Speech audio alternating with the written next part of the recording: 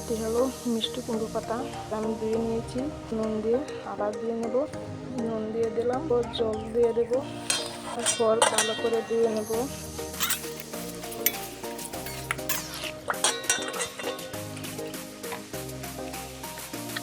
সব মশলা প্রয়োজন মতো দিয়ে দিয়েছি। অল্প জল দিয়ে মেখে নেব। মেখে নেওয়া হয়ে গেছে। এটি হলো শুকনো মাছ দিয়ে বানিয়ে রেখেছি।